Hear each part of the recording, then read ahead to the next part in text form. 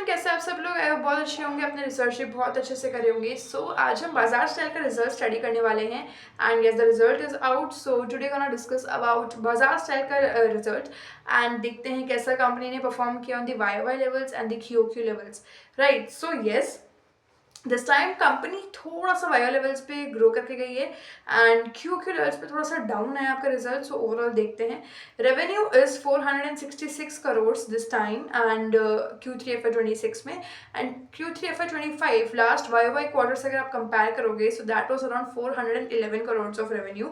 So almost यहाँ पे आपको 13% का ग्रोथ देखने के लिए मिलता है। And if you take last quarter, last Q quarter, so आपका रेवेन्यू था लगभग 531 करोड़ का। सो 531 करोड़ से कंपनी इस बार 466 करोड़ पर आई है। सो ये थोड़ा गिर गया, लगभग 50 करोड़ से गिर गया है, 50 करोड़ से कम में लगभग ये गिर चुका है नंबर आपका। एंड यहाँ पर आपको ग्रोथ देखने के लिए मिलती है, लगभग डी ग्रोथ देखने के लिए मिलती है लगभग 12% की, -12% का डी ग्रोथ यहाँ पर है।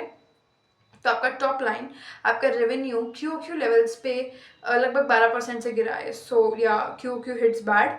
विद दैट ग्रॉस प्रॉफिट देखेंगे, सो ग्रॉस प्रॉफिट कंपनी ने जो इस बार किया है that is approx 177.3 crore and yeah this is good on the both levels. So if you compare it with last Y quarter, so लगभग 155 करोड़ का इन्होंने ग्रॉस प्रॉफिट किया था, लगभग 20 करोड़ का ग्रोथ यहाँ पर आपको देखने के लिए मिलता है। एंड 155 करोड़ से कंपनी 177 करोड़ पर आई है। सो यहाँ पर आपको ग्रोथ देखने के लिए मिलेगा 14% का approximate. So this is again a good growth. With that अगर आप इसको आपके लास्ट क्यू से कंपेयर करोगे, सो क्यू में लगभग 9% का ग्रोथ आपको ग्रॉस प्रॉफिट में देखने को मिलता है। 162 करोड़ ऑफ ग्रॉस प्रॉफिट इन्होंने लास्ट Q2 में किया था एंड 162 करोड़ से एक बार ये लगभग अभी 177 करोड़ पर आ गए हैं। So that is your growth of easily 9.24%। So Q levels पे ये इन्होंने अच्छा किया है। विद दैट एबिटा देखेंगे तो मोस्ट इंपॉर्टेंट थिंग, एबिटा में भी ग्रोथ अच्छी है। 89 करोड़ का एबिटा लगभग इन्होंने इस बार किया है, 89.5 करोड़ का EBITDA and last Y quarter में दैट वाज अराउंड 83.9। सो ये बढ़ गया आपका लगभग 7%, से ये काफ़ी अच्छा इन्होंने किया है। 83 से 89 हो गया, 83.5 से 89.5, ऑलमोस्ट आपका लगभग 90 करोड़ तक एबिटा चला गया, लगभग 6 से 7 करोड़ की ग्रोथ यहाँ पर आपको देखने के लिए मिलती है। विद दैट अगर आप इसको क्यू लेवल्स पे कंपेयर करोगे, सो 69.4 करोड़ से कंपनी 89.5 करोड़ पर आ गई है and that is your growth of 28.9% approx and 29% आप इसको ओवरऑल ले सकते हो। सो 29% से कंपनी ने एबिटा लेवल्स पे ग्रो किया है on the Q level. So Q level में अच्छा परफॉर्मेंस दिया कंपनी ने। एबिट देखते हैं इसी के साथ साथ, एबिट में you may get disappointed a little क्योंकि वाई ग्रोथ काफ़ी अच्छा नहीं है, कुछ खास नहीं है। 43.4 करोड़ का एबिट लगभग इन्होंने इस बार किया है एंड लास्ट वाई क्वार्टर में जो एबिट इन्होंने किया था that was 56.5 crore of EBIT and इसको इन्होंने लगभग इस बार बहुत बुरी तरीके से मार पड़ी है एबिट को एंड 23% का यहाँ पे डिक्रीज है आपका। सो दैट इज लाइक थोड़ा प्रॉब्लमेटिक यहाँ पे बन गया है, यानी कि इस बार डेप्रिसिएशन का ज़्यादा क्रिएट हुआ है। एंड अगर आप इसको क्यू लेवल्स पे कंपेयर करते हो, सो 27 करोड़ से लगभग कंपनी इस बार 43 करोड़ पर आ गई है। सो 27 से 43 पर इन्होंने लगभग 60% का ग्रोथ दिया है, 59.5% अप्रॉक्स। सो 60% का ग्रोथ यहाँ पर आपको एबिट में देखने को मिलेगा ऑन दी क्यू लेवल्स। तो ये ग्रोथ अच्छा है।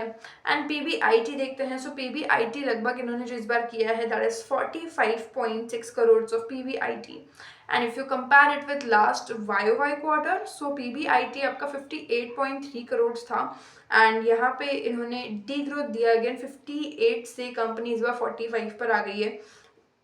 So that is your somewhat a D growth and ये आपका 21% से गिर गया है, ऑलमोस्ट 21% का डी ग्रोथ यहाँ पे आपको देखने के लिए मिलता है।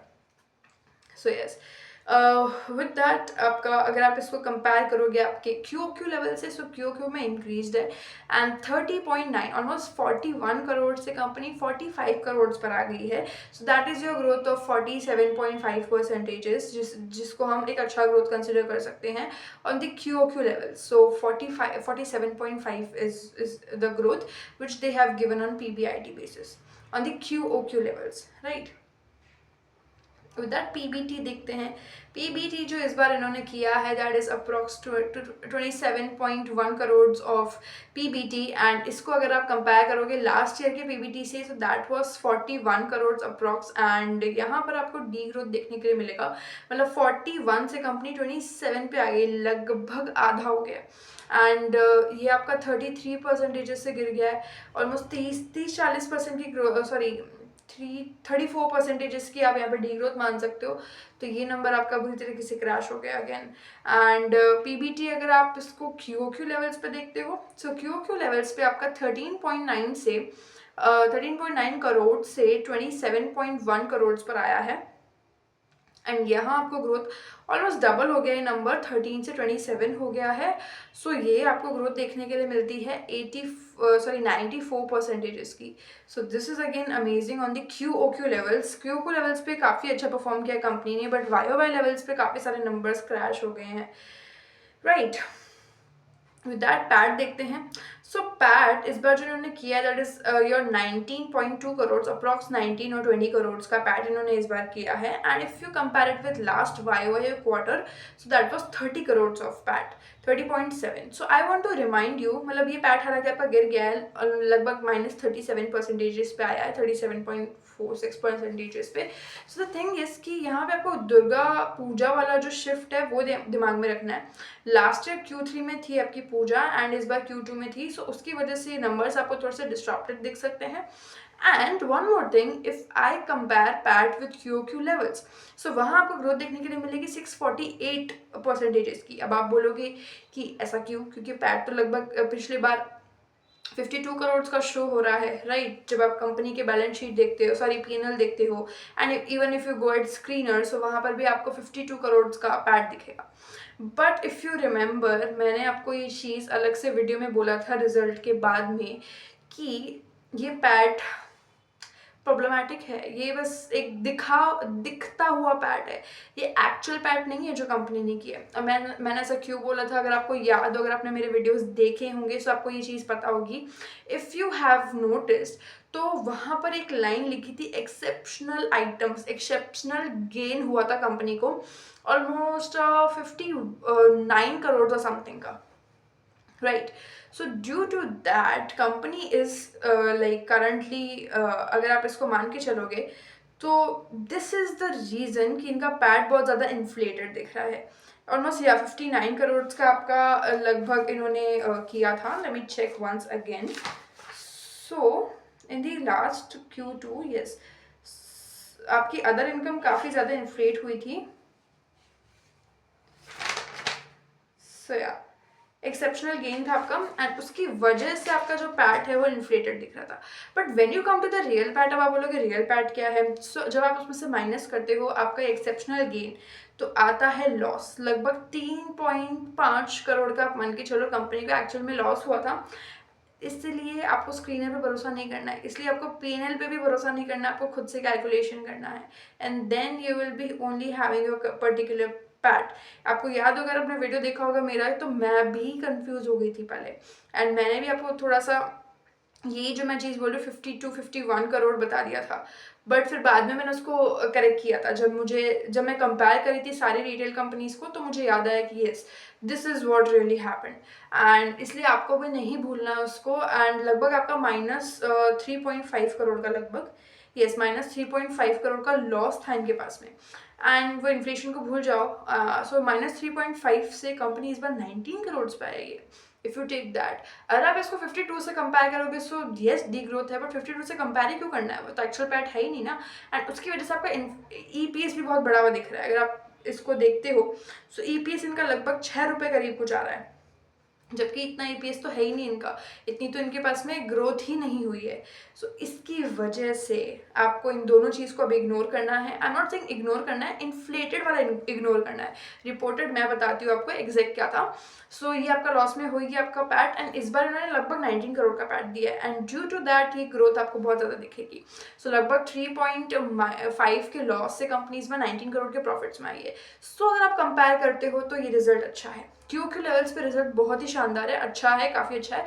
वाई लेवल्स पे पूरी तरह से डिस्टरप्ट हो गया है, राइट। सो उसका एक रीज़न हमारा दुर्गा पूजा भी है, ये भी आपको दिमाग में याद रखना है।